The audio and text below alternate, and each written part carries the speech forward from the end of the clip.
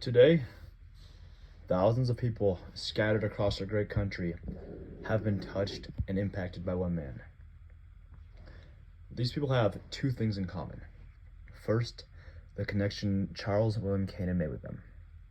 Second, their love and enthusiasm for music and singing.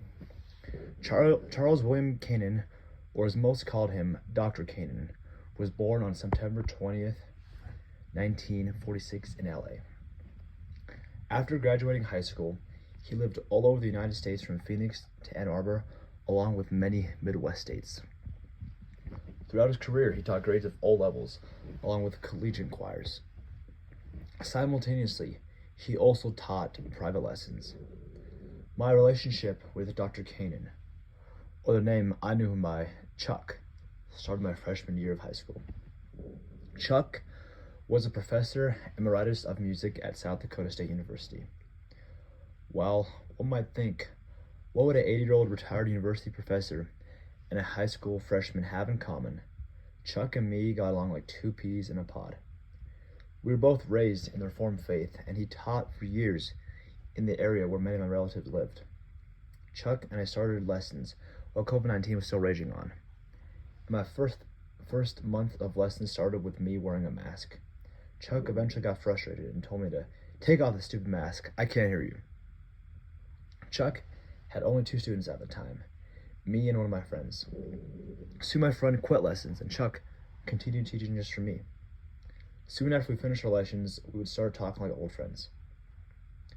Our talks ranged from our shared upbringing, our faith, how school's going for me, how his kids are doing, trips he was planning to do, along with so much more. He was so excited to hear about my future, and he expressed his dismay that I'd be moving off to college since he wanted to continue to teach me. Chuck started out as my teacher, but he became a mentor, he became a grandpa figure, and he became a good friend. He'd tell me, I'll be gone with you doing a lesson for a long time, and when I get back, my wife will ask me, Chuck, where have you been? And I have to say, I've been doing a lesson and talking with Elijah. Further, he always called me if I had neglected to set up our next lesson, and was always so dedicated to training me. He would drop anything for me. Even during a cold snap when temperatures reached -20 degrees, Chuck, an 86-year-old man, wanted to leave his warm abode and come teach me at the church. During this time, I was also so impressed by Chuck's walk with the Lord. He always found a way to talk about God. Further, he was a servant. Although he was retired, he constantly conducted different community and church choirs while also guest conducting for different colleges upon request. He also was involved in the senior honor choir and junior honor choir audition process, while also judging and being involved in different choral competitions. He always gave to others and was such a servant leader. I told him he needed to enjoy his retirement, but he always kept himself busy and was a very involved member of South Dakota's music community. Chuck gave to others and loved others to his final days. Chuck informed me he needed surgery for a vein that was getting plugged in his neck. But Chuck was putting off the surgery to train me for a contest and also judge a different contest.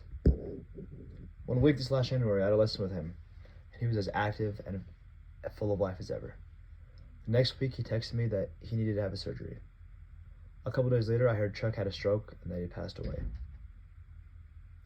Distraught as I was, during the funeral I couldn't stay sad. Chuck, being who he was, had planned his funeral in advance. The whole ceremony pointed to God, and there were elements of Chuck's humor sewed into the service. I met many of his former students who flocked to his funeral from around the country. Many students were the age of my parents, but we had all been touched by Chuck's life. One specific married couple gave Chuck credit for even setting them up. Chuck poured so much of himself into his students.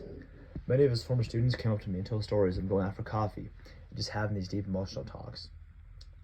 While I was and still am devastated, and I continue to mourn, I can say I've learned so much from Chuck.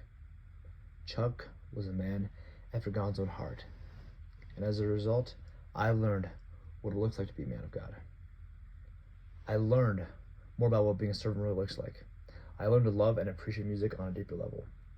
I'm one of the many thousands of people that Chuck touched and impacted, and I'm the last student that Chuck touched in a special way and for that I will be eternally grateful.